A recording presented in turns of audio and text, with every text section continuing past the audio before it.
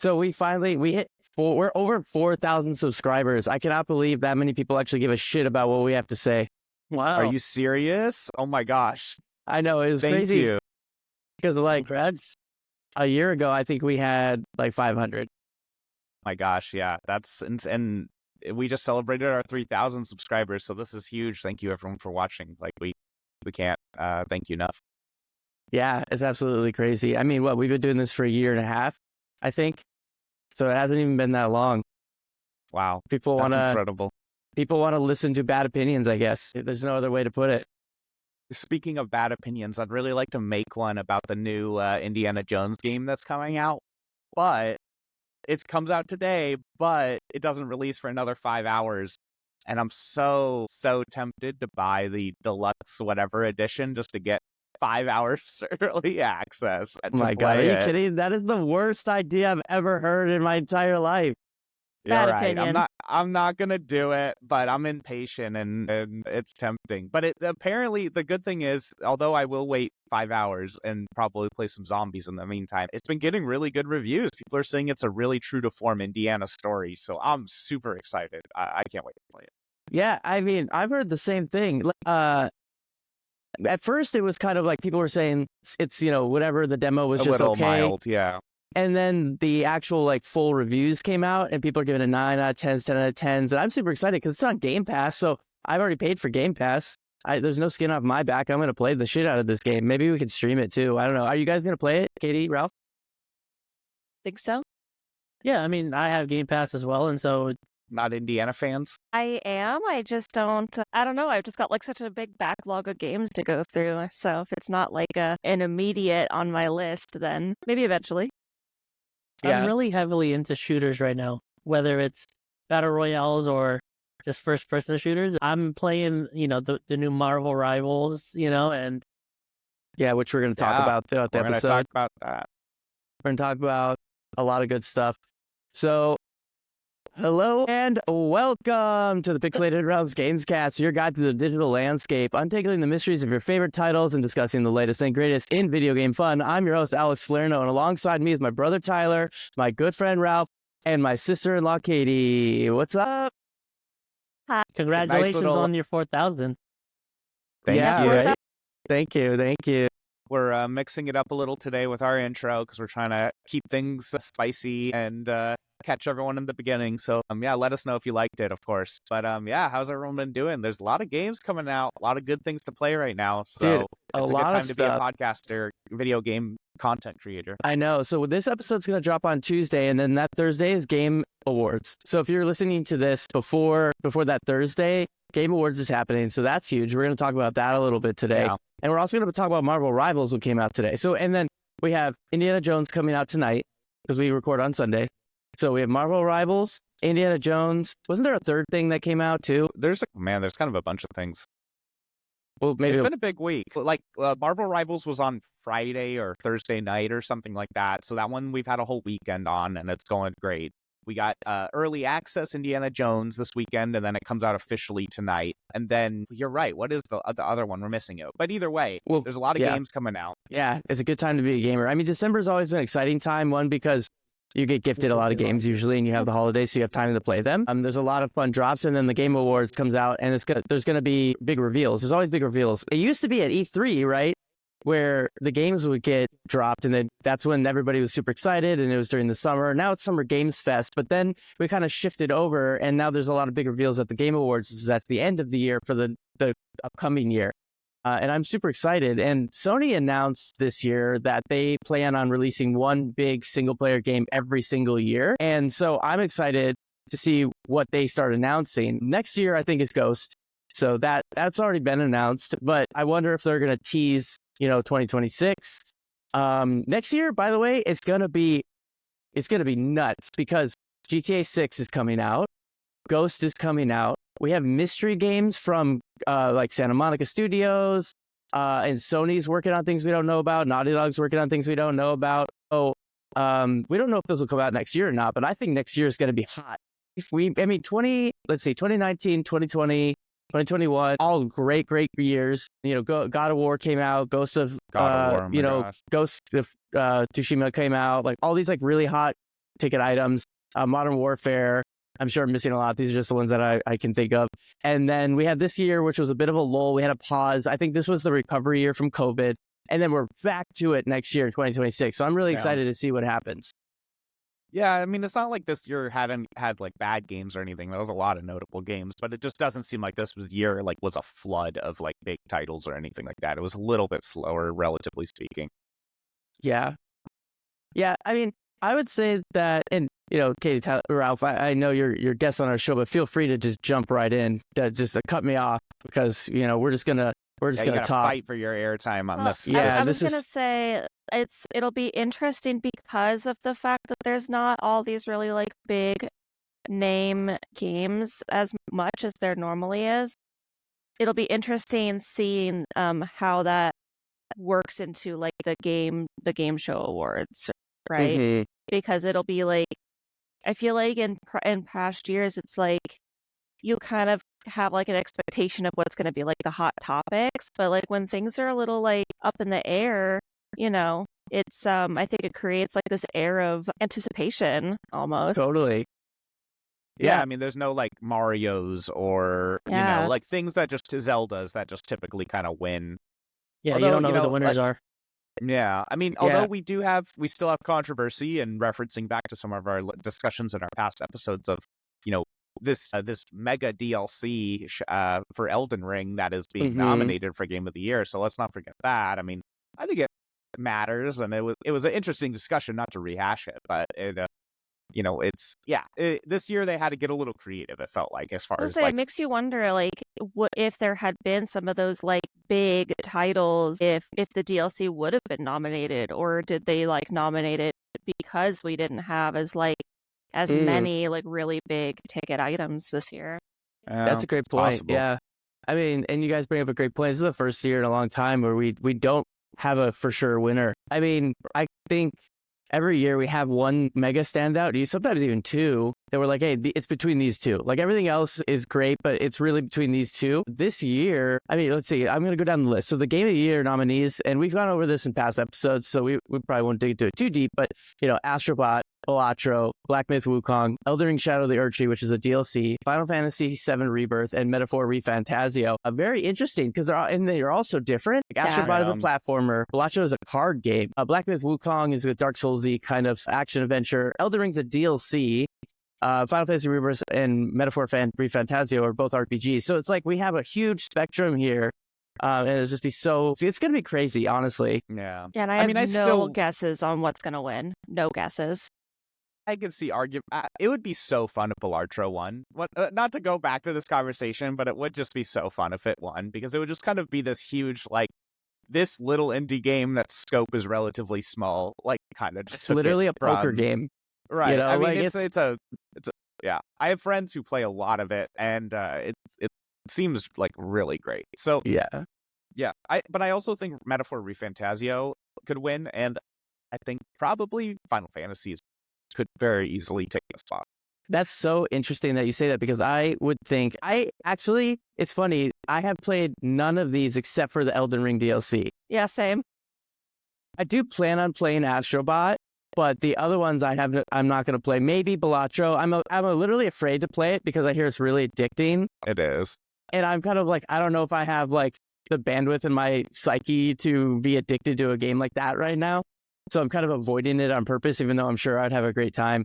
So I would probably get it on the Switch, and then there's a mobile version. It's like something that I would play like before bed. Yeah. Oh yeah, that's a good idea.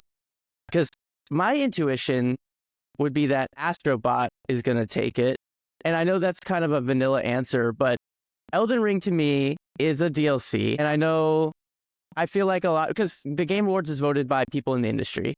And so I think there's going to be I don't think the majority, but I think there's a section of people that are going to say, oh, it's DLC. I don't think I should vote for that. Elden Ring already won Game of the Year one of the years. Yeah. And so that's going to be enough to drop the score down, just enough to make it not win. Balatro, I think, is going to have a lot of interest, but I don't know if that's going to take it. Black Myth Wukong, while it was very successful, it was more successful in China than it was in America. And America actually didn't do so good. And the reviews, if you look on like reviews, people say it's like all right. but in China it's super popular because Black Myth Wukong, the Wukong story is like super prevalent there, and so totally like deserving. And I never played it, but I heard it's a great game. But I think that because most of the developers are here in America, I don't see that one winning either. And Final Fantasy VII, because it's like a sequel, and it's a niche. It's the middle. It's kind of a niche. Yeah, I think that one. It's a niche though. I think people were saying it was. So I've only played a few hours of it. Every game I play is like 60 hours, so it's hard to make time. Yeah. I don't know. People were saying it was fantastic, so I think that's their easy choice. I think it's an easy choice for them. Okay. Well, do you think that wins though over Metaphor, which I think Metaphor has a good shot. I think it's either Astrobot or Metaphor. And I think because Final Fantasy and Metaphor are so close, I think people will pick Metaphor because it's new. It's new. And I think it generally had higher scores. I'll have to check on that. I'm not 100% sure. I mean, because I have 50 hours in Metaphor. So I that game I do know past episodes is like I actually do need to complete the game before I can tell you if I think the game is wonderful, which is a 10 out of 10, which is really weird. But like the way the game works, I don't know. It's not. I think it would not. I think it's deserving, but I don't think it's a clear winner, I guess is what I'm trying to say. Yeah. I think it's very deserving, but I think it's still a 9 out of 10 in my book at the moment. Incredibly fun game, incredibly well done, but I'm not sure it has that like absolute perfect shininess. Right. Which makes me think that's why I think Astrobot is going to in the end take it, because the thing about Astrobot is it's a classic platformer, but the thing is platformers are the like OG game type for a reason. People have a lot of nostalgia for that. I heard the game was really good. I want to play it. It's on my list. I'm going to probably play it over the holidays. It's kind of this new Sony flagship title. I think it just checks a lot of boxes that it gives a lot of good feelings for, and people will feel good supporting it as a game. So that's kind of my guess. But I know Shouts Ralph, out to a game about fun, Yeah, right. That's what it is. Ralph, I see you you have something you want to say. I was literally just coughing. Well, do you have any guesses on who you think would win? So, I mean, Alex kind of just talked about, how Black Myth not very popular here. I would have thought that was actually the headrunner, because that's like the typical game that wins Game of the Year, right? Yeah. But considering that it wasn't very well received in the Americas, it's very possible that it doesn't win. But there's, just echoing what everybody says, there's no clear winner. Mm-hmm. I personally watched a lot of people stream Black Myth, and I hope that one wins, but I'm not holding my breath for it. I mean, it looked like a beautiful game, and the mechanics seemed really interesting. Yeah. It's funny. It is one of those rare games where I'm like, it does look interesting. I'm probably not going to pick it up, but if it wins, it probably deserves it. Yeah, I mean, I wouldn't. All these games are fantastic, and that's the thing is we're picking out of the top of the top. So would not be surprised if any of these take it. Yeah. I think it would be really. I realized that it would really tick off a lot of the community if Shadow of the Erd Tree won. But I think it would be very interesting to see, if it did win, how that would impact the game industry going forward, because it basically sets this tone of if you make a DLC or a sequel good enough, it could win even when your original won. So I wonder if that would create this surge of people wanting to create really high quality, long term DLCs the way that Shadow of the Erd Tree was, because that was a minimum 40-hour DLC. And so maybe it would create this thing where studios would say, okay, we gotta pump out a really good quality time sync kind of DLC for our game, and then maybe we'll get nominated. Hey, that's a great point. I was thinking about this the other day, and it's such a small, minute difference. But what if they had marketed it instead of a DLC as an expansion? Right. And I know there's almost no difference. Yeah. As far as what it is, but But for one has instance, a stigma attached to it. yeah, and it's kind of the difference. If in Diablo, right, the Diablo Hatred, whatever, Vessel of Hatred, that's an expansion. It's like a whole nother game, but it's built on top of the original game. So to me, that is something that would be allowed to kind of, be in that discussion, as opposed to just a DLC, which is more of just, I mean, it's literally the same thing. They just say like, oh, this is just more. I was going to say DLC I think of as a little more small scale.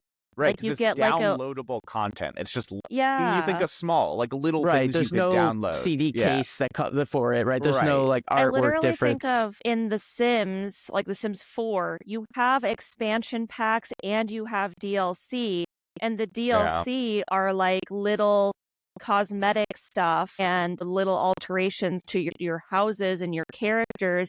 But like the expansion packs are like you get a whole new town.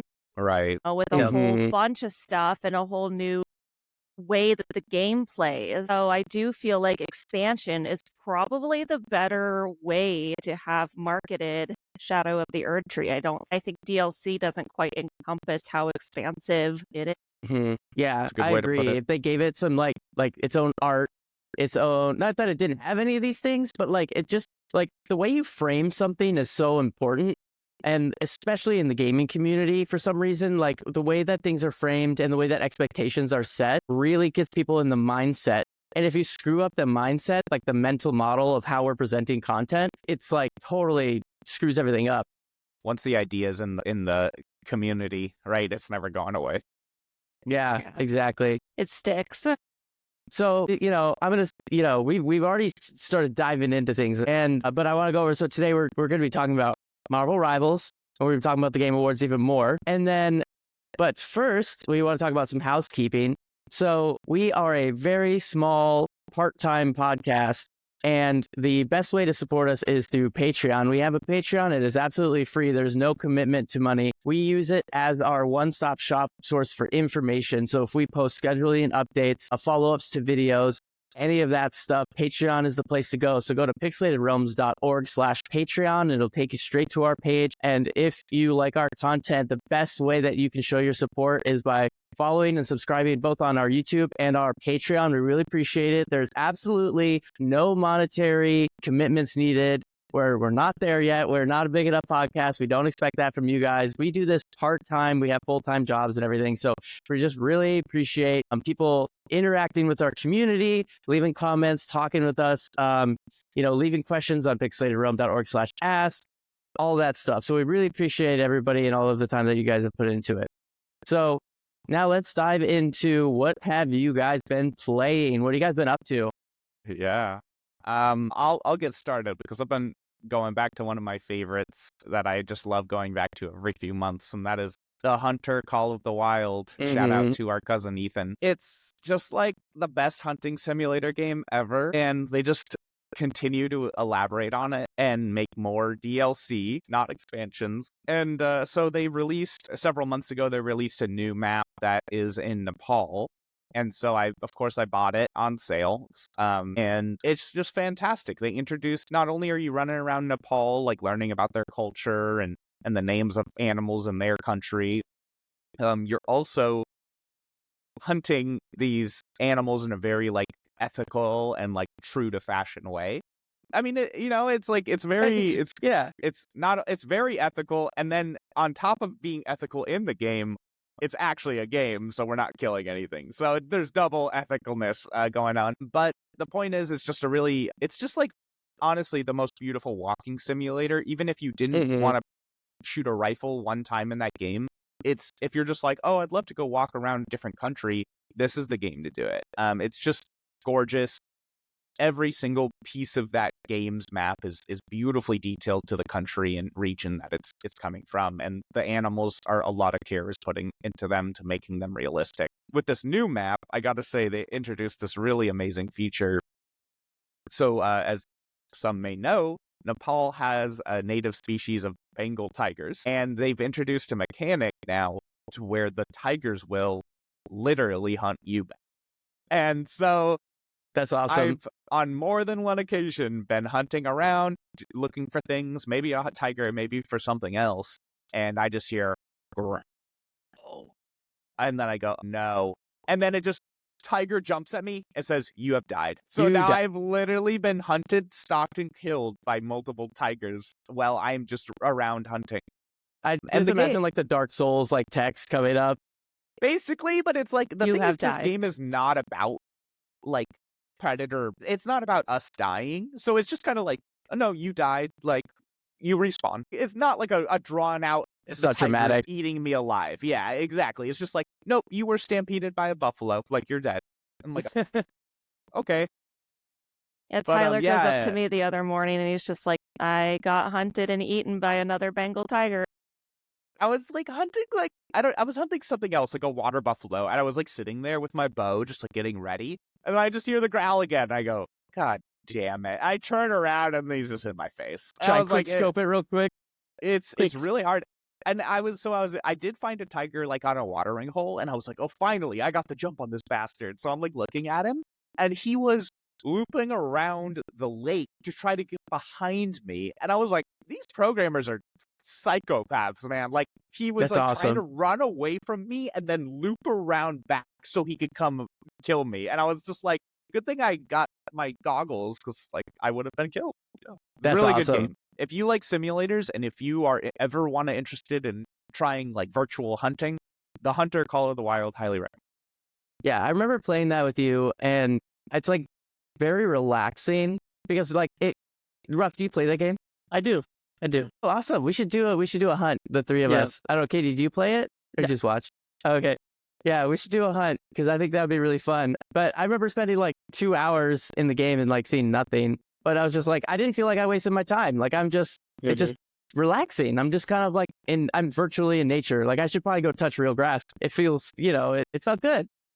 You have to be really patient, but also it's just like you have to unlearn a lot of things you're used to. You cannot just sprint. No, it's not Yeah, Call you of can't Duty. run. Right, yeah, you can't. And so once you you find the watering hole and you're like, oh, this watering hole is this time frame, you go and you stake it out, and hell, you'll have 50 deer. And people are like, I've had a lot of people play the game and they're like, I didn't see anything. I'm like, because you're sprinting around to go find the location, stake it out like a real hunter. It's know? a simulator. yeah, they do You're it. not going to go tromping through the woods like And willy-nilly and Yeah. scare off animals. And there's a dozen map locations. I mean, we're talking like everywhere around the world, and that's probably my favorite thing about this game. Australia, New Zealand, the Americas, North and South, many locations in Europe, Africa, Russia. Like, it's just everywhere. You can literally go and hunt everywhere. So it's just really a lot of love is put into Antarctica? it. No Antarctica, because that would probably be really challenging. It's But just it like might be in hunting the penguins and whales and polar bears, seals. seals. Sad. If you just have a club. Just No, good which lord. one? Like penguins bear and hunting. polar bears, though. One of them's in the Arctic and one of them is in the Antarctic. So it would be one or the Yeah, other, no, but I don't remember. Penguins are south. Penguins are in the south. Okay. This reminds me. So whenever I play, and I know, so Monster Hunter Wilds is coming out in February, but whenever I play like Monster Hunter, like in Monster Hunter World, and I'm like hunting down these monsters, and then you damage them to a certain degree, and then they get like injured, and they hobble Right. off to their Sad. like their nest, and they like try and sleep it off, and then you go and murder them in their sleep. And I'm like, every time I do that, I'm like, am I the bad guy? Like I feel like a jerk. Like this game, Monster Hunter does a great game of making me feel like a fucking asshole, and I'm like, I don't want to play this anymore. Like I want to be the concern. Like I'm gonna create an anti Monster Hunter game, which you're the conservation We're crew. hunting You're the out there, monster hunters. right? Because you're right. trying to stop them from wailing, Right, yeah, you're like, you have Oh like God, picket was that line too fences, specific? and you're Sorry. like, don't hunt the monster. It is funny though, because like in the game, it's like we're the Hunter Association. We're like, they're trying to fix the environment. Like that's their entire thing in the game, right? Yeah. It's like it's adventuring, frontiering. But you're right. Like in reality, we're kind of just culling like huge populations of these monsters. But that's Yeah. kind of a problem in any game, right? Like if you think about World of Warcraft too hard, you're like, how many boars have I killed? I don't know, like 30,000. Like, it Yeah. doesn't make sense. Yeah, but at least they don't hobble off to their nest while they're like injured. Like true. God, they really make you feel bad. My God, what was that other game a long time ago where when you killed things, they would like yell and scream not to die? And I was like, you can't do this. I'm trying to, Just think oh my of gosh, what was for it? Anybody watching, remember to go check on your Neopets, right? They're Oh, probably boy. starving and need They're to be so fed. dead. Oh my I'm God. thinking of Rust. So when you're like in Rust, like you down people, and they're just like sitting outside your house, and they're like, And I'm like, dude, I can't take the psychological pain. Oh my god, they're like torturing you in other ways. The psychological torture. Yeah. So Ralph, what are you playing? Well, I'm taking a break from Call of Duty. I ran into a bunch of cheaters, and they were on my team, and we won in the Warzone, but I didn't feel right about it because they were literally just cheating. And so that's a big issue right now with Treyarch and Activision. They can't lock down the cheaters. And so I'm just taking a break. I played quite a few games this week. Phasmophobia, we're back on that. Dude, that game. I'll play. Love that game. I'll play. Yes. We played probably like 3 or 4 hours of Phas one day, and that was really fun. And then I just downloaded Marvel Rivals last night and only played one match, but really excited for it. I see the potential. Have to figure out who's good, which character to use that's good. What the meta is and stuff. What the meta is, yeah, exactly. But I'm really excited for that. And then since I gave up my Warzone Battle Royale, I had to pick a different Battle Royale, and that just happened to be good old Fortnite. Re-released like the OG yeah, the OG map. maps. Yep, Yeah. that's exactly why we chose Fortnite. Twisted Towers and all that. Twisted And so- Towers. Exactly, and Or it's Tilted great. Towers. Or no, maybe It's we call tilted. Oh, Is it tilted. tilted? Sorry, tilted. Okay. Tilted. I Yeah, was like, or did I make that up because people get tilted? Yeah. yeah. But I I will don't know. say I never really they had played like Fortnite, so I don't know. I played You the had- OG map. Yeah, I played the OG maps too, and they have this weapon in there. It's like a sword, and it's completely broken. Like, it requires no skill whatsoever. Like Exhibit A, I won with the sword and nothing else, and so it's just easy. Wow. I remember Have my you, penultimate in Fortnite was on a solo map, and I won because I hid out.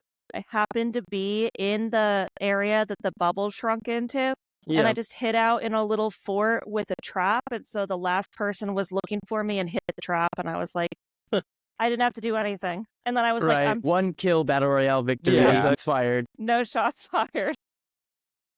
That's yeah, awesome. I mean, we've been playing Marvel Rivals, KDI, and friends, and I think there's a lot to talk about here. Yeah, let's hold off on that because we're going to talk Yeah. about it in our main segment. Great. I'm going to go, and then Katie, I want you to go because I want to hear about Animal Well because I know you wanted to talk about that. So I'm going to go first, and I've been playing. What have I been playing? So I mean, I've been playing my normal single player games. I've been still playing Dead Island. I've been rotating through that. I've been playing. I spun up a few other like random games.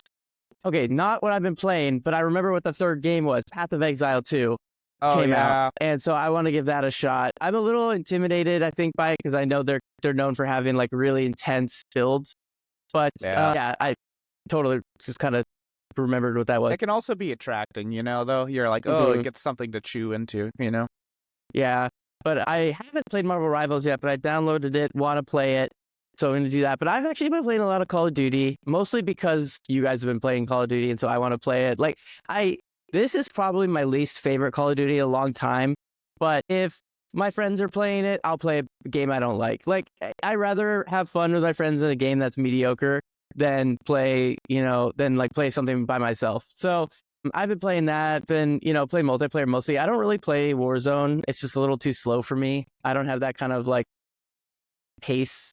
So I've been playing a lot of like multiplayer and, some zombies. We tried to play zombies the other day. So probably going to give that map another go. That map was really hard. We played the new zombies map, which was like in this like medieval castle. That's cool. Yep, there's Yeah, 4 yeah. elemental swords you get to make and run around with the 4 swords. It's pretty fun. I'm basically sold on zombies now because of this game. And just to counter Alex, this is my favorite Call of Duty in recent years. Hey, I totally understand that. Just because I don't like it doesn't mean it's not made for the people. There's different kinds of gamers, right? Just so everyone knows, we're brothers and we have 2 very different opinions on this game, and that's okay. But that's why we started this podcast because we're so different in our game. We also have a lot of overlap, but played Stalker 2 still kind of slowly. But it's been a busy week for me, so I haven't had a lot of time to jump into new stuff. But I'm really excited to play Marvel Rivals and Indiana Jones. So Yeah. I'm going to try that. Okay, Katie, let's talk. Yeah. So, you've been playing this game, I hear. Yeah, I've been playing Animal Well. I feel like there's a couple different types of gamers that the game caters to, and I think because one of those types of gamers are the people who should go into it blind, I won't like give away too much. I did go into it blind, and I found that I'm actually like the second type of gamer where I need like a little bit of like context because they really don't do any hand holding. But it is like a very cryptic puzzle solving platformer. You're a little jumping bean, I think the creator said you are in fact a Mexican jumping bean. Really? And yeah, so you come out of a little flower pod, and then like that's it. It's like, okay, now what? Right? And then you kind of just, as you explore the map, you find out all these different things that you could do, and there's absolutely no combat. It's just exclusively trying to figure out how to combat your environment with the items that you are given throughout the game, but you have to like find those items to like progress to other areas. And I just, when I first started realizing how deep the puzzles go, I couldn't help but think of like Ready Player One, where he had, what was his name, Faraday? Was that the name of the guy who like That's the guy who made it. who made the game in Ready Player One, where he had hidden all these little like Easter eggs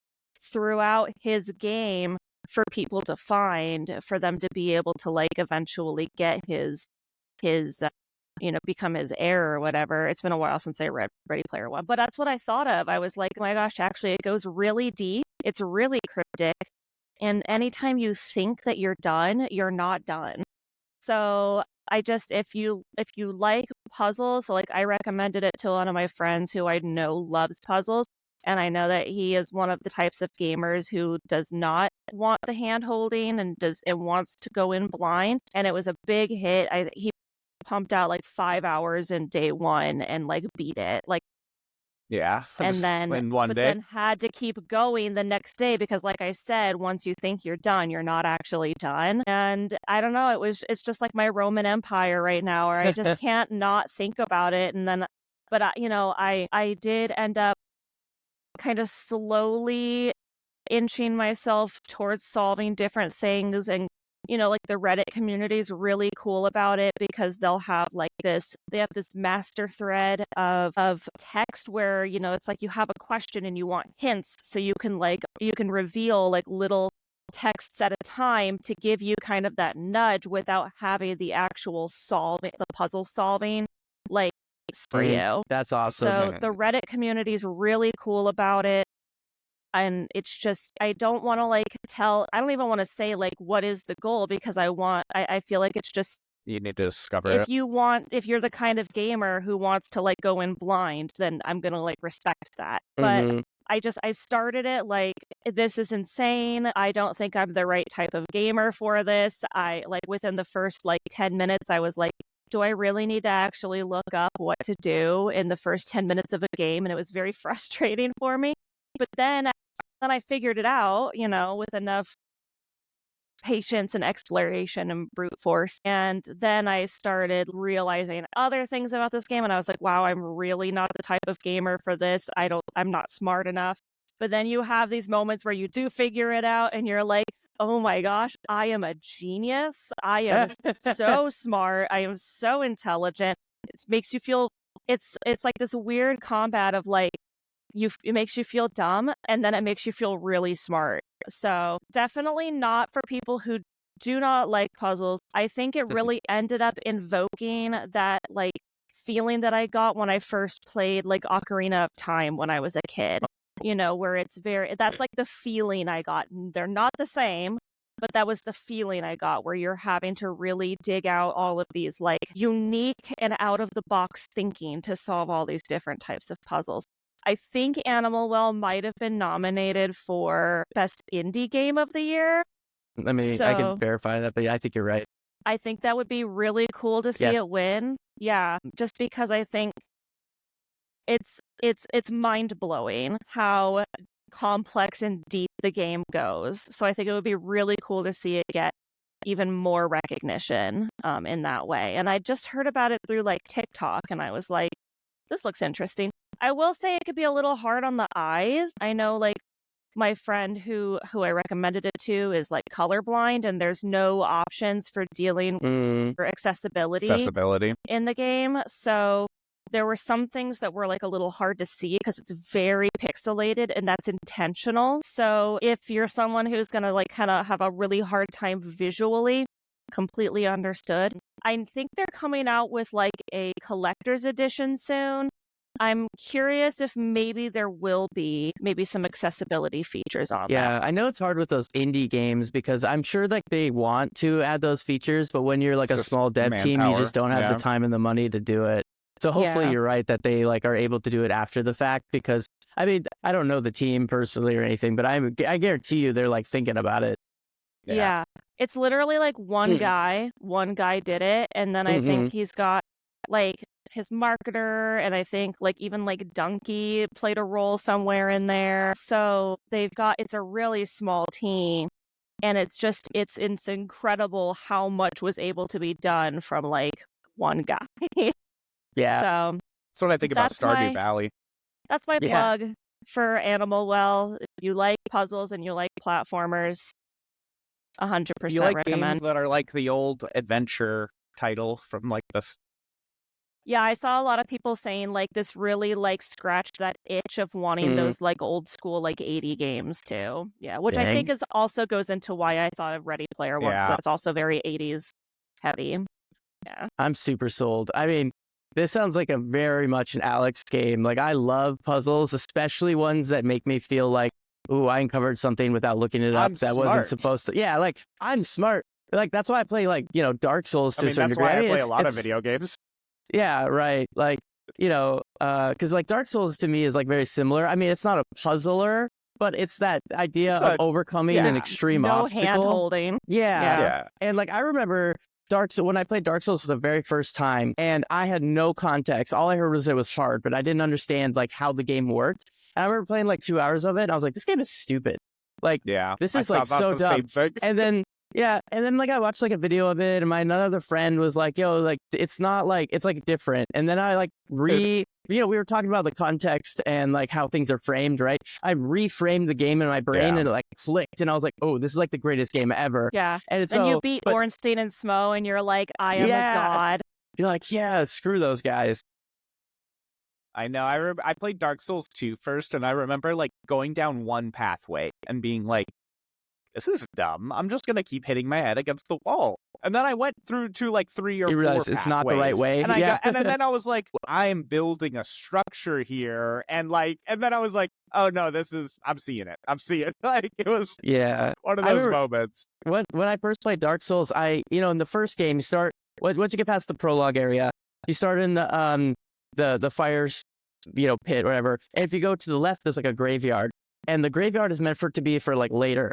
Well, when I first played it, I didn't know that. So I started going down the graveyard, and I'm like, okay, people told me this is supposed to be hard. Too. Yeah, and I'm stubborn. So I was like, people told me this is supposed to be hard. So I just bat my head against that graveyard for like forever, and then they resurrect. You could do it. Yeah. Thinking I could do it, not realizing that I was supposed to come back to that later. And that's why I was like, no, screw this. This game is too hard. Not realizing that if I just literally went up the other way, it would have been fine. But in Dark Souls 1, don't they teach you that lesson? Literally the first mob you encounter is a boss. They do in all of them. All of them do that. Even Elden Ring does that. But specifically, yeah, but it wasn't a boss. It was like a skeleton, and I'm just like, all right, like if I could do like 1% damage, all I got to hit him 100 times, Yeah, no, that's if you guys haven't played Dark Souls, you can upgrade your character with experience, and that's how you progress.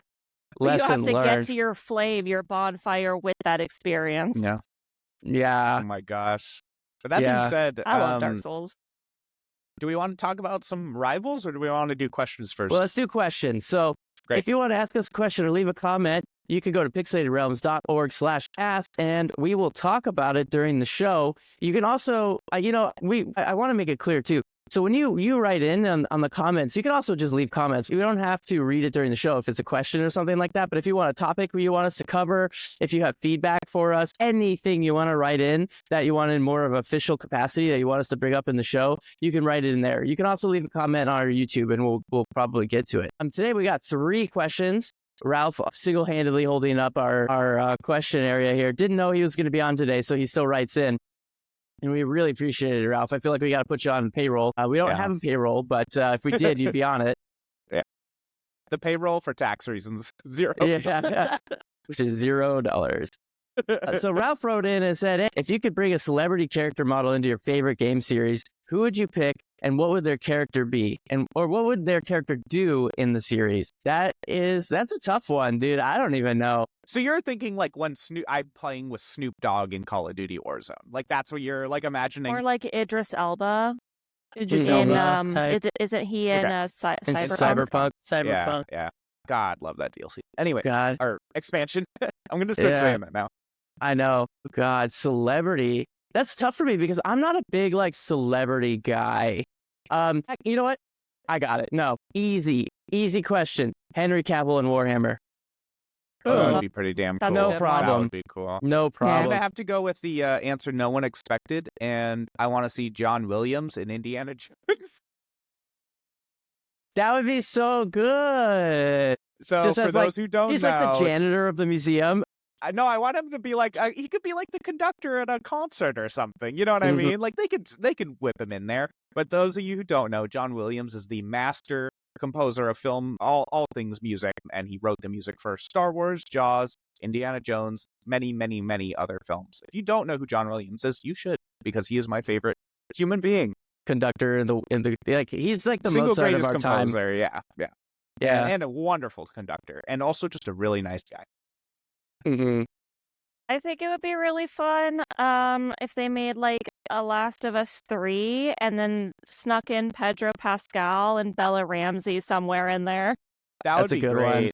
one. Yeah. Like Yeah, they're just like some of the Resistance or something. Like, Yeah, I think that'd be really fun. This is a little bit of a tangent, but I feel like Troy Baker and Nolan North are in literally every fucking game ever made. so Yeah. who do you think voices Indiana Jones? Yeah, it's Troy Baker. I know. And It's Troy like Baker. every time there's like a AAA game, it's like I see their name somewhere and I'm like, of course. If it's a male, it's Troy Baker probably. You know, like, Or Nolan North. or and Nolan it's like- North. Yeah. And it's like Nolan or Matt Mercer. I And was it's gonna those say, I three. think Matt it'd be Mercer. fun to see Matt Mercer in like Yeah. a Baldur's Gate. Like that'd be kind of cool too. Pretty sure he's in Baldur's Gate. Well, Really? where's his physical representation, right? We Yeah. get his voice and everything. Yeah. Yeah. I'm pretty sure All right, Troy Ralph, Baker was in answer- the was Last that, of Us Ralph? TV series. I'm pretty sure What was Troy Baker was in the Last of Us TV I series. I think he was. He yeah. was. Yeah, He's like one of the guys that Oh, that's right. yeah, in the cult. Yeah. Yeah. Yeah. They have A to lot like of the people- reverse it now. They got to Yeah. put Pedro and Bella into Exactly. a Last of Yeah. Us 3. There's a lot of the voice actors actually in the show. The girl that plays Ella's mom Yeah. is the voice of Ellie, and Yep. then the guy that is the second in command of the mercenary group or whatever it's called is the voice of Joel's brother. Oh yeah, Mhm. see, I didn't know So that. there's a whole like all of them Yep. are in it. Yeah. Or a Also, lot like of them. one of the actresses is exactly the same. I'm Yeah, trying to remember the character's name. She's the Firefly leader, right? Yeah. She was the same exact actress, He was. And while we're on it, let's put Nick Offerman also into Last of Us 3. right? Hell Well, yeah, because Nick absolutely Offerman, deserves. put him in everything and anything. Put him in we everything. can. Yeah, we'll take him. I anywhere. know. I'm gonna go against what I normally do. I will answer this question because I do like this question. I want Willem Dafoe in a Spider-Man game. Oh, that That's would a be good one. awesome. That's a good one. Yeah. That would be awesome. That would Willem be so Dafoe. good. There was a firefight. There's no Boondocks. guns in this game. No lethal guns. That's a good one. Thanks for writing in, Ralph. And then you Yeah, wrote thanks, in man. another one. But I'm gonna read yours and then I'm gonna read the next one from Sam because they're the same questions. Ralph, you wrote and said X-Defiant was a free-to-play first-person shooter from Ubisoft, and they just announced that they plan on closing servers in 2025. Why do you think this game is shutting down after less than a year? My rap text didn't rap. Could it be because there was no skill-based matchmaking, not enough players, not enough updates? Wait. So then Sam wrote in and said, What's up, Sam? Sam, also doing God's work, writing in. Thank you, Sam. Hey guys, did y'all hear that X-Defiant is shutting down next year and let half the team go?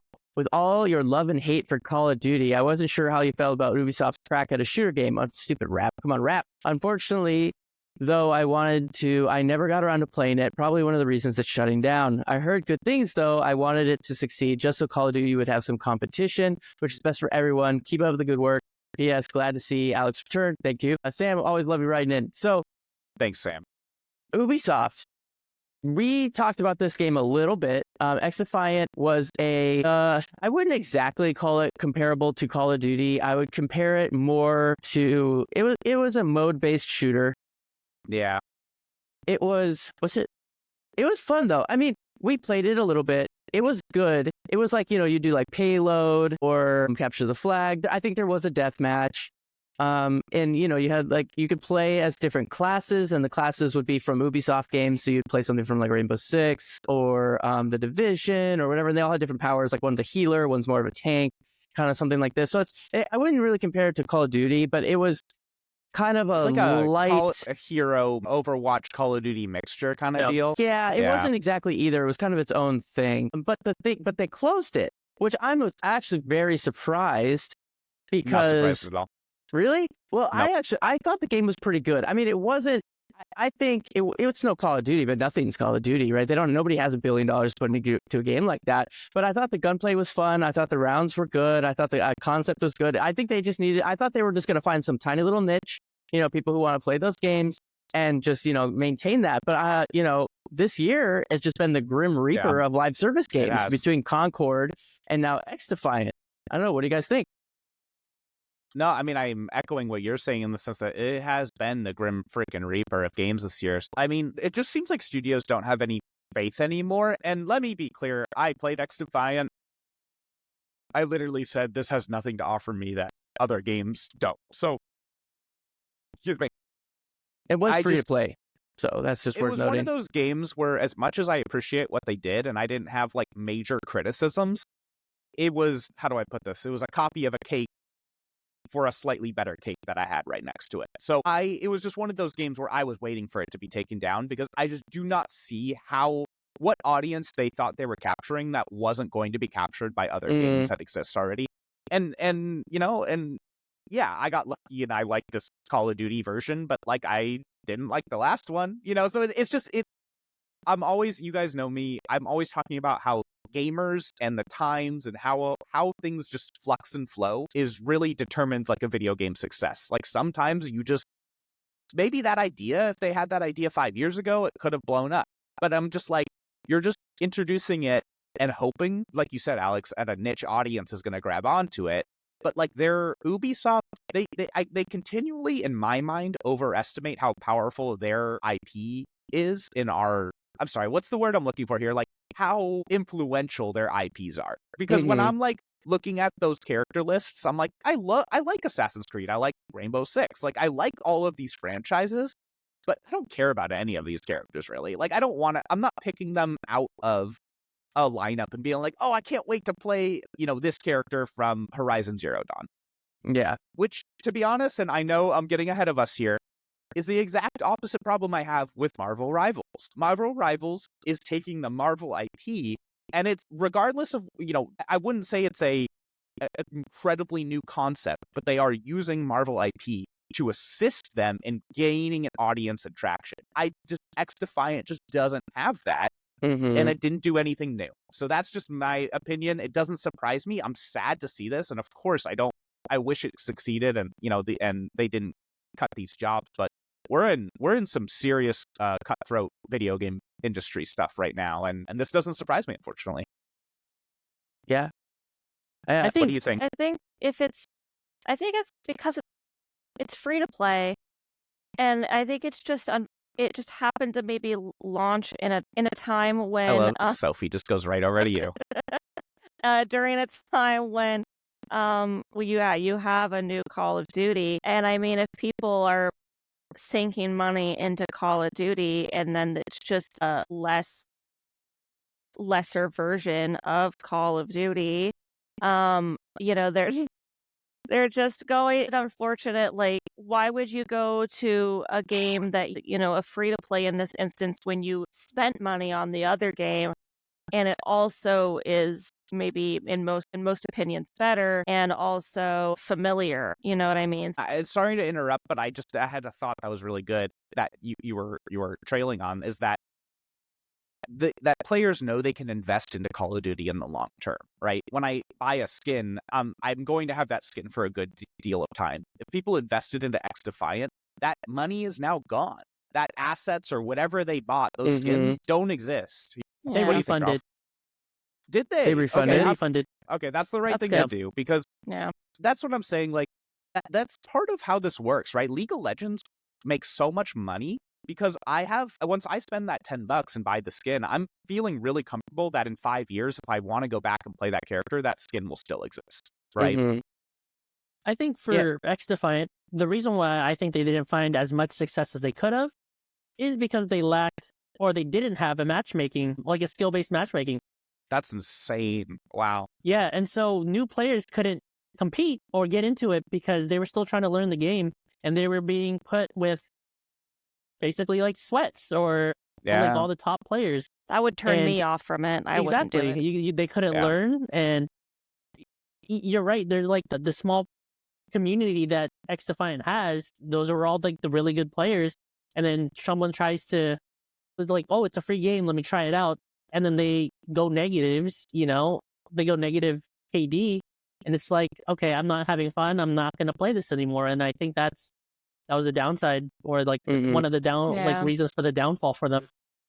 Yeah. I Well, and gotta I think to admit, why would you ever not have like skill-based matchmaking? I know it's probably an incredibly complicated like algorithm and whatnot, but like it feels like that's a game killer If their for a multiplayer player game. base isn't big enough, Yep. right? Like if you only have a handful of people coming in that are new, like Could you like imagine you're not. League of Legends without skill-based I matchmaking? think that's a conversation for a whole nother podcast because I think we Right. could go Well, into that. maybe but we'll and maybe League we'll is talk like, about that. Yeah. Vastly different. yeah. But I mean, to me, like I think it comes down to like their monetization strategy. Like they didn't monetize the game in a way like none of the skins and guns and all that stuff like was appealing. So I just don't think they were able to make money off of it fast enough. I think if they, because like they can have I don't think it has a lot to do with how many people played the game. It's that the people who were playing the game didn't spend any money on it, right? Okay. And Yeah. so, because if you find a really small niche, but those people are dumping money into your game, then that's Right. fine. But if Yeah. you have a ton of people in your game, but nobody's buying anything, then it's dead. And I think that's what ended up happening because if I remember right, like the shop was kind of shitty. The shop was like, it Yep. was like a couple of skins for the guns, which weren't that good. They weren't that pretty anyways. Like it was like, hey, this one's pink. This one's gold. Just This, low effort. like yeah. it was like very vanilla, like boring stuff. And it would be like, I'm not paying $10 for like a vanilla ass skin that I should be able to just unlock. And then there was like, maybe I think player skins. And then maybe there was a battle pass, but the battle pass was also like no thrills. Like there was nothing like fancy to it. Like if you look at the Call of Duty battle pass, and not that I'm like an advocate for that model, but it's like they give you some shit. I mean, I'm about to say, can I actually put a little note in here? Maybe we can clip this. I just completed the Call of Duty Black Ops 6 Battle Pass. I'm going to deem this headline worth the money. I'm calling it worth the money now. We've never done this we said we were going to do this, but we haven't done it yet. So Right. I'm calling this one worth the money. It was $10, I think. Mhm. A lot of content, a lot of skins, a lot of guns. The gun blueprints alone, if you play Call of Duty and our procedure, are worth it. Or worth it. And to be perfectly frank, given that I buy Game Pass no matter what, I went ahead and upgraded to the Black Cell Edition as well. And frankly, I'm going to say it was also worth it. For $27, I got dozens more skins, blueprints. I also got tons of free tokens that translated into currency. And then I had so much currency that I could buy like 3 or 4 more battle passes in the future. So Mhm. I Wow. want to report back. And like I said, hopefully we'll clip this out because totally worth it for me. I mean, I put in 100 hours. I feel like I've totally gotten my value. So good job. Good job, Triarch. I think, sorry, you guys should really figure out your AI actor shit, but Yep. I appreciate your monetization. I think the battle pass is worth it too for the Call of Duty, even though I'm kind of boycotting them right now because of cheaters. But Yeah. I think it's worth it for the Australian breakdancing emote alone. Oh my gosh, did they do this one? Yep. Incredible. Okay. Incredible. Yeah, I've been on Wow. the fence about it. I'm kind of the guy that unless I don't buy it until I'm like halfway through it to guarantee that like at least I'll get it. I've talked don't about buy this it before. until you're playing it, you know? Yeah. And I've had this discussion multiple times on this podcast, but I like bring it up every single time is that like I think that once you buy a battle pass, you should have it permanently and that you should be able to switch to previous battle passes to continue the progression. I hate that like it's temporary and it disappears. I don't think anything you pay money for in a game should ever disappear. Yep. I think it should always be available. And so I hate that. I also hate the black cell idea. I do too. Because it's like you buy the battle pass and then they're like, well, you could get the battle pass plus for more. It's like the upsell and it's just like so like shitty. But the battle pass is cool. I mean, sorry, the black cell is cool. And so you're like, these motherfuckers. Like you might as well have just bundled it together and made the battle pass cost more. But I get it. I get it. I don't think I have a problem with the black cell edition. I have a problem with the way they present it a little bit because you buy the battle pass and then you go through whatever, it's like 1 through 10. And then the 10th item will show you the black cell item. And you're like, wow, that's really cool. But then it has this little thing that says toggle. You toggle it and it shows you what the normal battle pass gets, which is a way less cool version of it. So like, to me, that's a little sneaky. And you know what? It worked on me though, which is like crappy. I don't know. It's one of those things like I'm going to say I feel like I got my value, but it's not all perfect. Yeah. Well, I think too in this game in particular, because this is the first one on Game Pass, I think the value is there because for me, like essentially Call of Duty was free, right? And same. I know I pay the monthly, but I play other games on Game Pass too. So like to me, it's like I'm still paying less. We also are playing Stalker right now. Yeah, exactly. Alex, we call that girl math. Girl math. Yeah, that's our gamer math. It's gamer math. Yeah, we're gamer mathing it. But I'm gonna play Indiana Jones. Right. If I'm getting more out of my value of Game Pass than I pay because it's what, like $120 a year. I play more than $2 to $60 games a year. So I'm already getting like rough, that math is rough. I know it's probably not perfect, but so it's essentially to me, the game is like mostly free or free-ish. And so like paying the $10 for Battle Pass is like me paying my dues for that game a little bit. So like, I'm okay with doing that. I just have to put the time into actually doing it. But thank you for writing in. Yes, thank you so much, Ralph. Always, man. We appreciate Sam. you more than we And can Sam. possibly say. Yeah, Sam, man, super. I hope you're doing well, dude. Really, thanks for all your questions. Seriously. Yeah, so we're going to dive into our main topic. I know we've had a long episode, but I think we had really good discussion points. But before we dive in, we really want to say we appreciate those who follow and subscribe to us. It's the best way to support us. We post new episodes every Tuesday, usually in the morning. Sometimes I get behind. But you can also find us on Instagram, Threads, YouTube, and Patreon. We are at Pixelated Realms Podcast. Okay, so let's dive in. Marvel Rivals. Now, I haven't played it, but I've heard good things.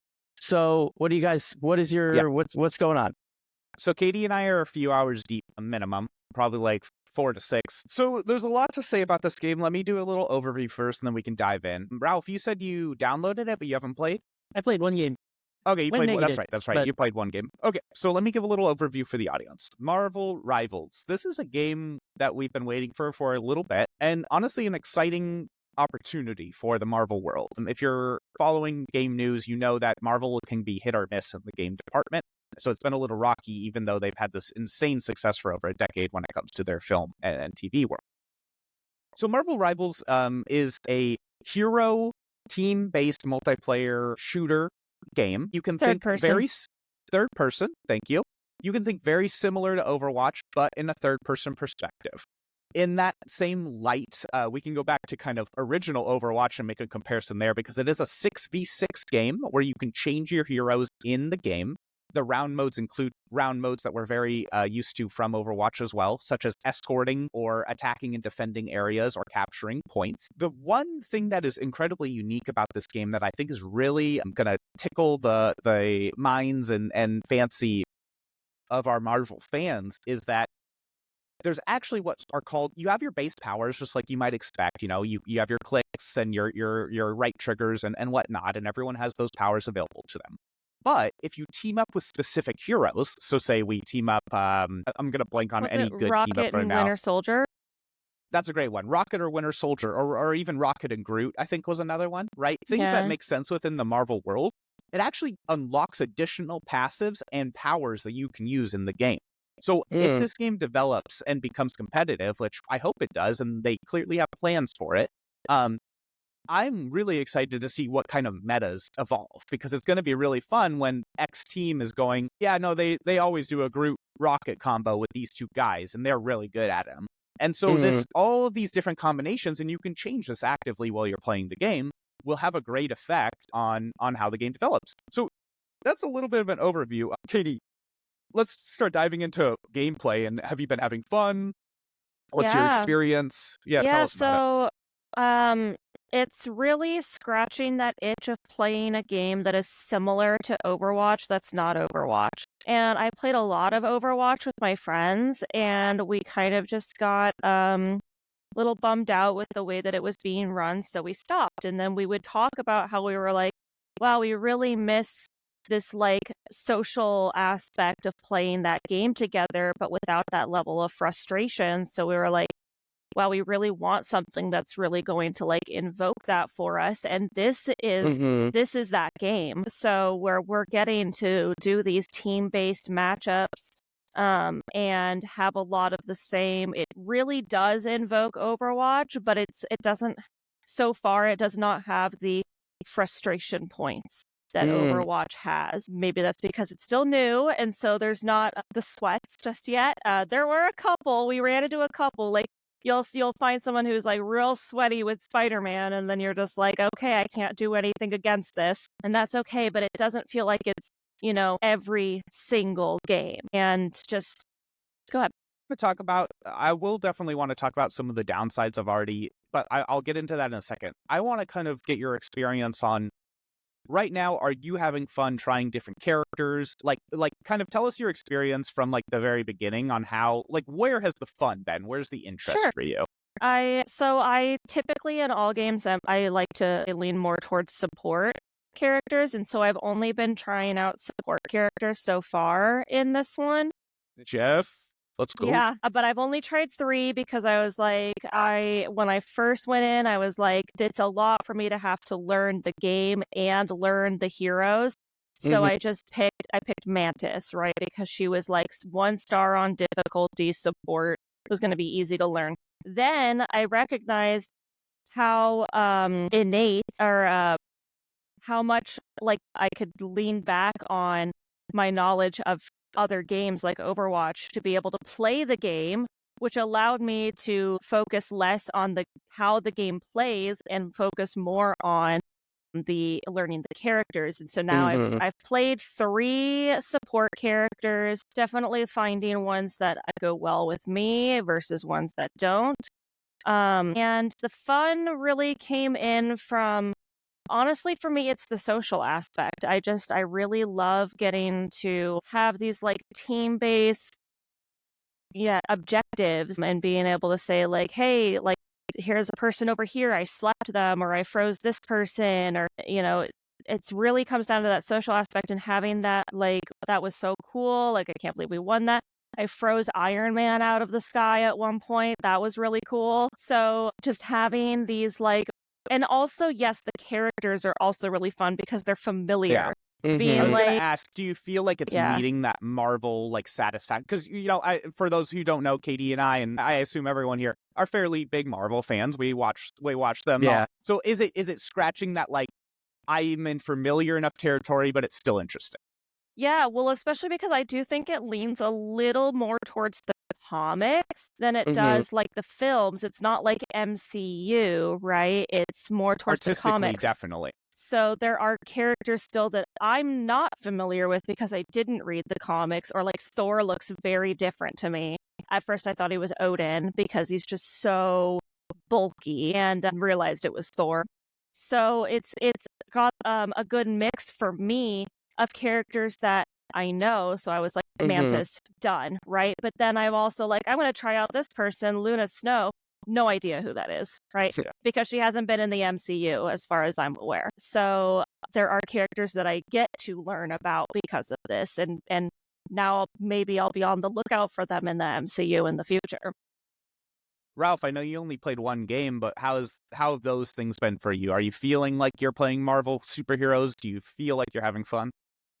Yeah, I mean, I see a lot of the potential. Very Overwatch-like, and I really enjoyed Overwatch, and so I'm excited for essentially having the Marvel's version of that. I played one match. I think it was like an escort match, and my play style is super aggressive, and it shouldn't be because I don't know how to play. And so I feel that. I definitely died a lot. I was Black Panther, and apparently Black Panther is like not good, but I didn't know. Yeah. Yet. So going back to what you were talking about, Tyler, about all these different, like if you team up with another person that makes sense, you get extra buffs, you get extra abilities and things like that. I'd be surprised to see where that takes like the meta if you do have like a rank. And then how does that work for like mirror matches, right? Like is that good for the community? Is this if everybody's just taking these? Well, do you remember Overwatch in the beginning? It was that 6-person, the same team, and everyone just mirrored each other. Exactly. And that's how I feel. It's going to go so hard meta. Well, of course, you have to have Groot and Rocket, right? Of course. Yeah, that's a given, So I submitted the survey back to them because they asked for the surveys. And I said some of this criticism where I'm like, balancing feels, if you don't mind, Ralph, I didn't want to interrupt you. Oh, yeah, go ahead. I was going to say, I can start diving into some of the negatives I'm kind of seeing. And I don't want to say negatives, but things that I'm looking at. And also, areas Alex, of improvement. Areas of improvement. But also, Alex, did you want to mention anything before I dive into those? Well, I mean, I was going to ask a question, really, because I'm the one who hasn't played it yet. I'm going to probably play it today. But I think this is a transition into that areas of improvement thing. It's like I've heard I guess you could say some light criticism saying that it's almost too Overwatchy, that the powers are like two Overwatch characters combined.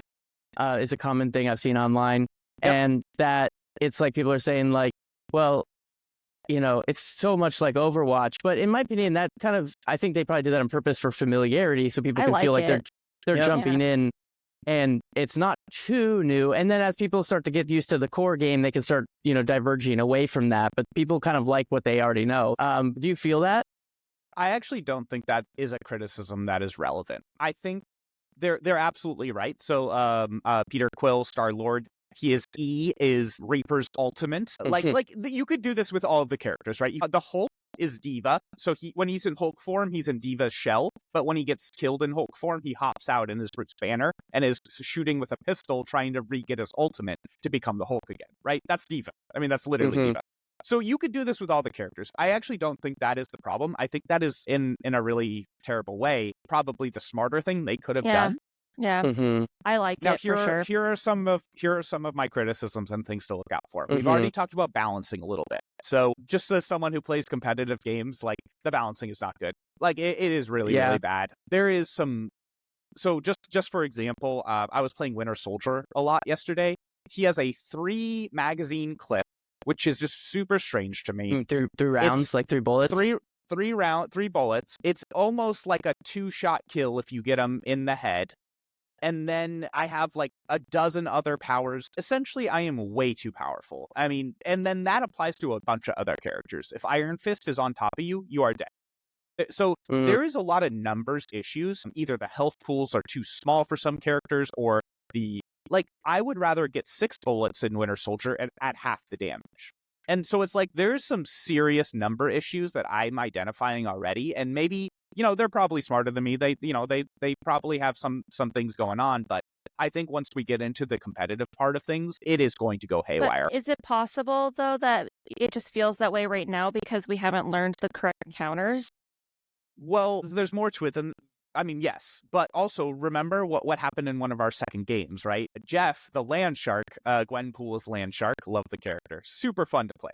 But his ultimate sucks everyone else in and spits them out somewhere. Frustrating. So what did the first thing people did? They sucked us in, they spit us off the side of the map, and we all died. And so I was like, that's somewhat less irritating.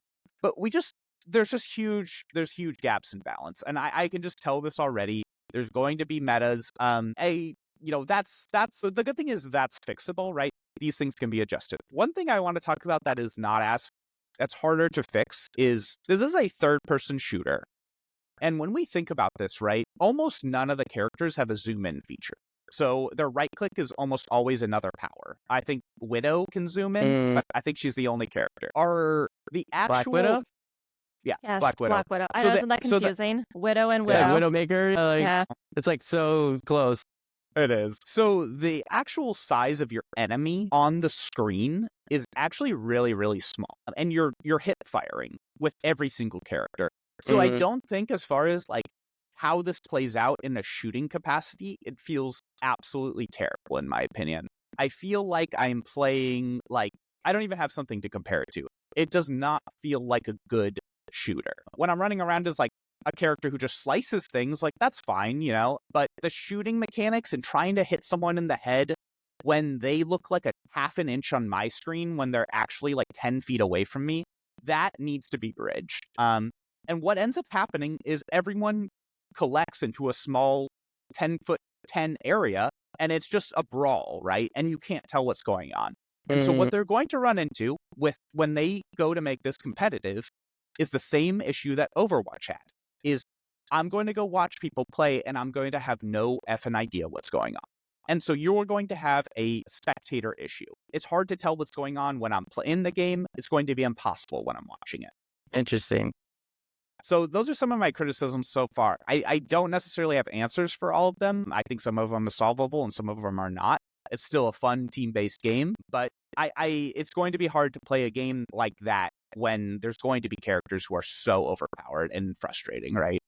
For me, Yeah. the only thing I would like to see, because I prefer third-person shooters. I tend to stay away from first-person shooters. Overwatch and like BioShock are like the exceptions. Otherwise, I tend to play third-person shooters. So for me, the shooting in that one is fine for me.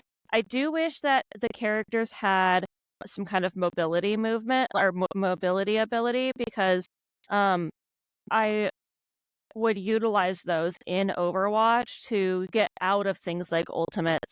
So like right now, if I'm playing like Luna Snow and she has absolutely no way to get out of something, if Iron Man fires his ult, like I'm done for.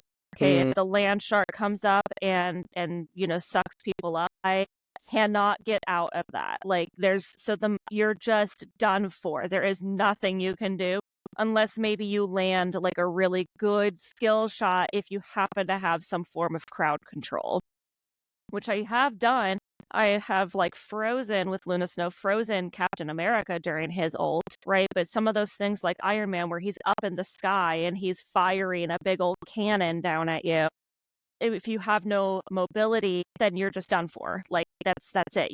You're too slow to escape from it. So it's a guaranteed kill. And so that's the only thing that I would like to see, is some form of mobility for those characters. It doesn't have to be, let me, become invincible for a second, but if you could like have like a double jump or like a jump and dash or something. Yeah. Well, on the other end, right, then there's other characters like Spider-Man who their movement is broken. I mean, and then you can't hit sling 'em. your web, sling your web and you just shoot throughout the level. I mean, it's fast. And you And so cannot it's like hit. one, how do you control yourself as Spider-Man? And two, how do you hit Spider-Man when someone knows what they're doing? So there's like the movement really needs to be fixed. It's the in my mobility opinion, the for movement sure. is quite bad. Actually, I would say it's bad. So I would love to see that changed. I would love everyone to have like a sprint.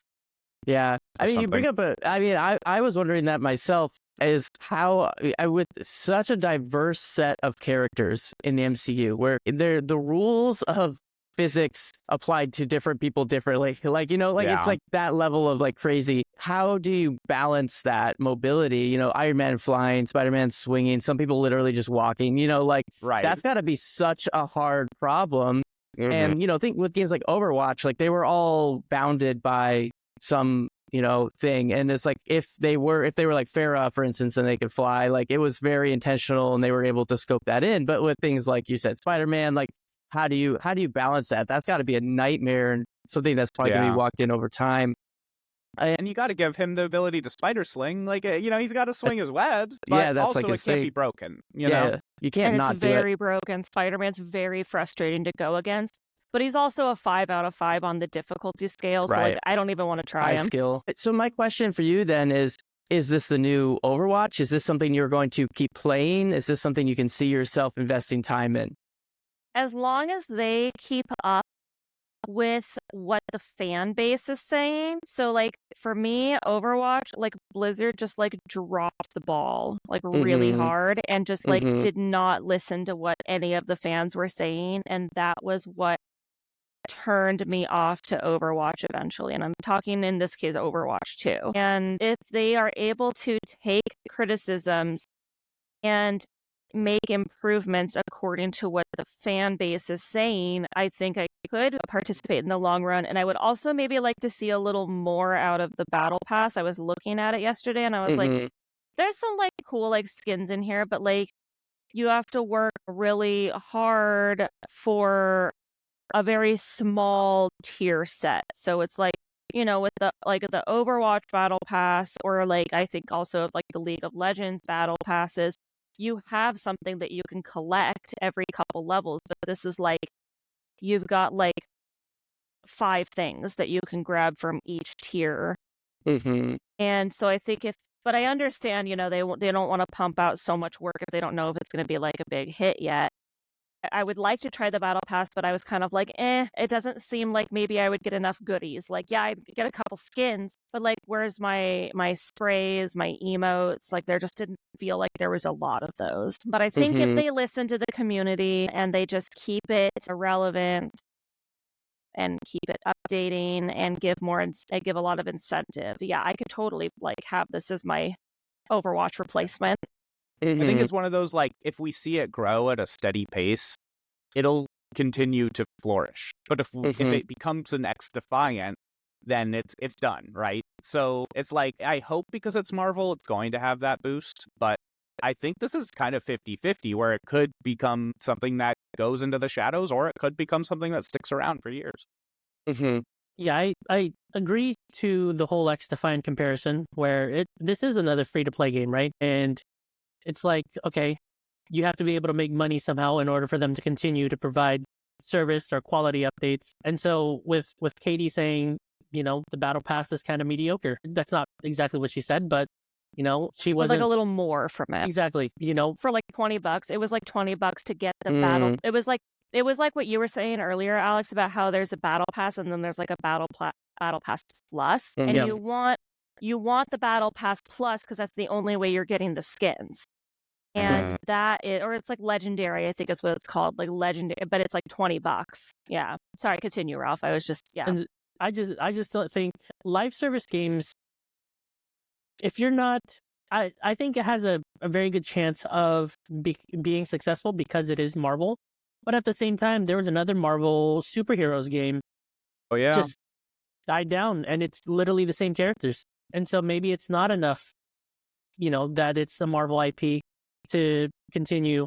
But, you know, given the history of live service games, let's say like Destiny was a really successful one. Overwatch seems to be a decent one as well. I think it has the potential to, especially if it's mirroring a lot of Overwatch aspects, I think it has a lot of potential to be successful. I personally don't think it will be. Yeah. Just because to Katie's point earlier, why would I play something that I already have? Something like, where's the money, right? Yeah. Where's their consistent money stream? Yeah, exactly. You're already an Overwatch player. It's going to take a lot for an Overwatch player to switch to something that they have not spent a lot of time and money. It would have to be a specific person, like in my situation, where I hit a point where I was like, I am done with Blizzard and Overwatch. Yep. And that's not everybody. Yeah. All right, cool. I do want to spend a little bit of time on the Game Awards, not too much, just a smidge, because we did say we were going to talk about it. But Can I start off with that? Yeah, absolutely. So we were going to say, like, what do we think is going to be revealed? I just have a quick question for all of you guys. Black Ops 6 is nominated for audio design, and I find that so weird because they had so many audio issues when they launched. And in order to get the best audio, that's what I was thinking. You have to pay for it, right? Like, it's not the same for everything. That's what was nominated. That's what I would want to know, right? Is the paid thing the nominated thing? Exactly. And so I think that's I don't know. I just wanted to get you guys' thoughts on that because I was like, that's so stupid that I don't even have I haven't even bought the premium sound or whatever it is, because of all the issues that they had at launch. And for like the launch of season 1, they still had these audio issues. And so it's just like, why would I pay for the premium if you guys are still having issues? And then you guys are somehow nominated for audio design? I don't know. That doesn't make sense to me. That's ridiculous. I'm gonna have to look more into that. Yeah, and I didn't honestly think the audio design was that great. I think one of the Modern Warfares, I think maybe 2, had like a big thing about their audio and like how good the gun sounded and stuff like that. And that I noticed. But in Black Ops 6, I didn't notice the audio to be that particularly great anyways. Yeah. But very given interesting. That I'm only good at Call of Duty because I can hear people running towards me. I'm not going to say it's bad. Right. Well, I want to stay on track because we're like way over time. Okay.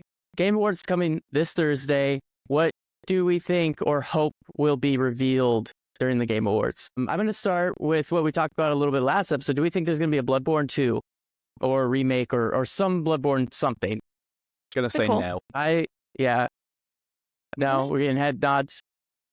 I'm unsure. I feel like it's too soon after Shadow of the Erdtree for FromSoft to like be dropping something. Oh yeah. What if it's not FromSoft? What if it's like Bluepoint, who remade Demon Souls? And what if it's like a Bloodborne remake as opposed to a full sequel? Demon Souls is like kind of really old though, like in terms of the other games. And Bloodborne is not as old, so I'm not sure. Let's see. Demon Souls came out in 2009, and the remake came out in 2020, so it's an 11-year. Bloodborne came out in 2015, so it would be about 10 years. So it would be about the same distance, close, because it wouldn't come out. It would come out next year. So I don't know. I don't think there's that many clear indicators of things that we're gonna get like dropped. Like, yeah, it's a lot of secrets. like I don't know. I don't really see anything online like that's gonna help us predict these things. So There's yeah, a it might little part of me surprises. that's holding out for Elder Scrolls 6, but Elder GTA Scrolls. Do I 6 think that'll too, ever maybe go? a No, little but- bit of GTA 6. Yeah. Possibly. Do you They think- said they're basically done with it. Yeah, I think. What do you think about Hideo Kojima's thing? Last year, he revealed OD in the big spectacle with him and Jordan Peele. Do you think we'll see more about that? Given their relationship, it's probably a guarantee, right? Yeah. Him and Adam or And Jeff Keighley? Jeff Keighley. I don't know why I said Adam. Yeah. Yeah. Although it'll be ambiguous and tell us nothing. There's some rumors that maybe a 007 game might be revealed. Would you be excited for that? Skeptically. I think that'd be cool. I mean, I like the old ones. I know that they kind of tapered after, they were like good, and then all right, and they kind of tapered down. But I would love to see a modern take on a 007 game and make it kind of like Hitman-y-ish a little bit. And then, let's see, I think we might see Resident Evil. Possible. It's been a while. And that I'd like had that. like, No. yeah, they been, what, usually 3 launch years? in like March or April. They're usually an early year release. So I could see them doing here's an announcement, here's a trailer, game's coming out in 3 months or something. Like, I could see that being really cool. I liked Biohazard and Village. If they kept it in that same vein, I would be excited for that. Mm-hmm. Also, people are kind of predicting like maybe we're going to get some of the No Man's Sky developer updates. Was that They Light always No have Fire? something. Yeah, they love always to update. tease us. Yeah. The what's that game? What was it? What did you say was?